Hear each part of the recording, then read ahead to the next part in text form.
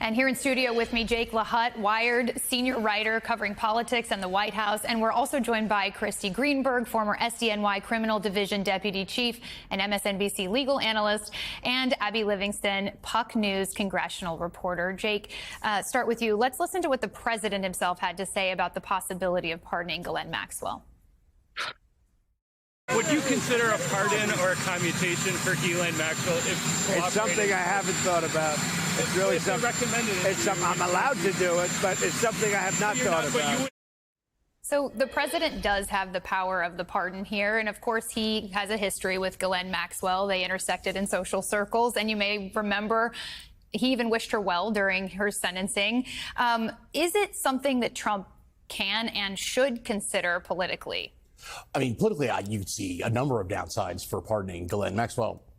It does seem like she's the person who may be benefiting from this whole thing the most in terms of potentially reducing her sentence or getting a full pardon. But we're kind of at phase one, entering phase two of the typical Trump pardon pipeline, where he says, oh, I've never thought about pardoning anyone. Then it's, oh, many people are asking if I should pardon someone. And then we get a mega long Truth Social post that says he is, in fact, going to be pardoning someone. So I don't know if it's definitely headed there. I know that among his advisors, they very much do not want to talk about this right now. And it's just feeding more flames to this fire. I do find it quite interesting that Dan Bongino has resurfaced after going dark for over a Where's Pam Bondi also? She didn't show up at CPAC, right? The torn cornea thing. As someone who's had a torn cornea before, I do sympathize if that is indeed the case, but... Ouch. Yeah, we haven't seen her in a few days, though. Christy, the bar is high for the DOJ to make a deal with Maxwell to lower her sentence or grant her freedom. There are conditions that must be met, including her telling the truth under oath. But given what the judge who sentenced Maxwell said about her willingness to lie, how likely is it that the DOJ actually comes out of these conversations with anything useful? Well, it depends what DOJ's objective is. Is it to actually investigate and bring other cases potentially? Or is it to leak names that would be advantageous to Donald Trump and feed the beast of people who are interested in names that are in the file? It should be the former. I very much worry that it's the latter. As to the case itself, the Department of Justice can't actually come up with a deal and say, we are going to reduce your sentence. They can't tell Maxwell that. They don't have that power. They can make a motion to the judge to request that. This case has been reassigned to a new judge because the judge that handled the Maxwell trial is now an appellate judge. The judge who it is before now, Judge Engelmeyer, is an incredibly thoughtful, incredibly experienced judge. I've appeared before him many times.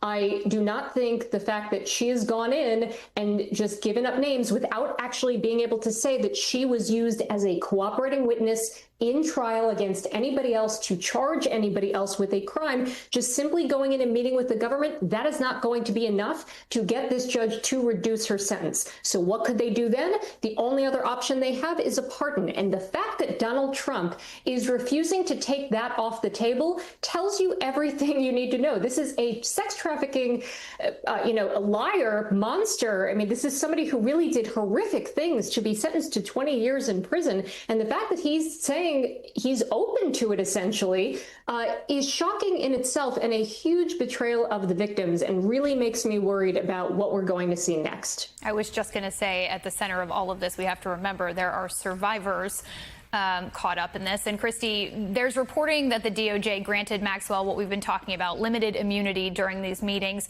What are the conditions for limited immunity, and does that pave the way to a pardon?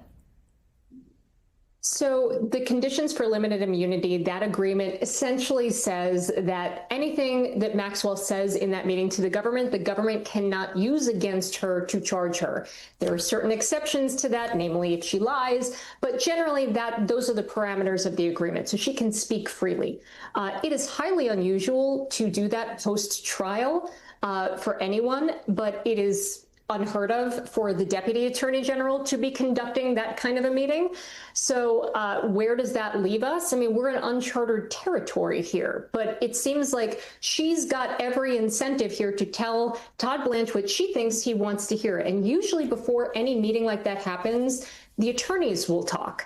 And the attorneys will say, okay, can you give me a preview of what are the kinds of things she's going to say? Because the number two in the Department of Justice isn't going to take the time to take that meeting unless it's worth his while. And the fact that they spoke for 2 days, clearly she had a lot of information to share, and it was information that Blanche viewed it was worth his time to hear. And again, she knows she has to understand the assignment. She's not going in there to give up Donald Trump. She's not going in there to give up his inner circle. She's there to tell them things that will lead Donald Trump to then want to pardon her. So I expect we are going to get names that come out of this meeting. Todd Blanche has already said that at an appropriate time, he will disclose information from that meeting. Again, he's not saying he's going to charge anybody with a crime. He's not saying he's going to investigate anybody. He says we'll learn at the appropriate time information, which is totally improper, is not normal, but does seem to set the stage for a new narrative about her not being a perpetrator, but being a victim and somebody who could then be worthy of a pardon.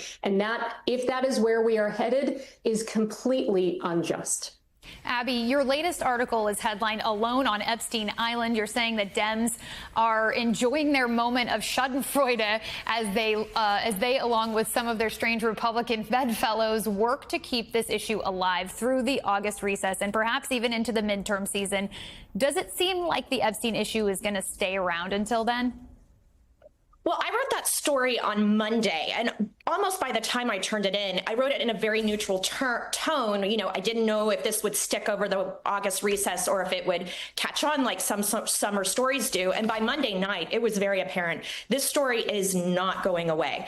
And I think the question for the next 6 weeks is how much has this issue penetrated back home in these members' districts? Are local news reporters asking about it? Is it coming up at town halls? So there is a lot on the line politically for the next 6 weeks. We've talked about this being Democrats trolling, and we've talked about it as Schadenfreude, but whatever it is, they've latched right onto it. Jake, a federal judge rejected the release of the grand jury testimony here. So what could be the administration's next steps? This is the recurring issue I keep running into when I talk to Trump advisors about this, where they're talking amongst each other saying, what's the plan here? What's the short-term plan? What's the medium-term plan? There's definitely not a long-term plan. And this is where I think this could really just turn into a runaway train and get out of control going into the midterms. We have the House shut down. And the question now, I think, is how many Republicans are going to want to take town halls on this? Because the early polling about the Trump administration's handling of this is putting up reverse Saddam numbers. It's only like 17% or something crazy low. I think the answer is 0 Republicans are going to take this up into town hall. Yeah. So, you know, that's where I think for the midterms, this is one of many stacking liabilities. I mean, we thought the Elon Musk stuff was bad. I think this is, in some ways, for the purpose of the base, relatively small potatoes compared to that. So speaking of the base that has been particularly obsessed with this Epstein situation, is anything going to satisfy them? Even if the Trump administration at this point says we're going to release all the files, is that enough? Yeah, and the folks around the White House and Trump advisors who I talked to, they have kind of convinced themselves that the original sin here was arming all those conservative influencers with the binders that were largely full of already public information. I think the real issue was campaigning on this so aggressively, and there is nothing that's going to satisfy the base other than rounding up this global pedophilic ring and throwing them all in jail and proving not only that, but that these people have been pulling the strings on all of the global economy and global politics for the last number of decades. And obviously that is not going to happen. So therefore, no, there's Which nothing. Obviously that is the crux of the quote unquote conspiracy that goes along with this. Abby, Yes. Many have bet against what we call Teflon Don in the past, but he earned that moniker for a very good reason. This rift seems like it may be more dire as far as politics for his career, but is it enough to really make a difference as Democrats are hoping? I think that's to be determined. My sense is right now members of Congress on the Republican side are caught right now between Donald Trump's pressure and the phone calls coming in on in their offices. And as for the other reason why this is difficult for Donald Trump, Democrats have made clear that they're okay if there are senior Democratic members who are in these files or however we want to describe it, and they're ready to move forward. And so this is as perilous as it's been for Donald Trump.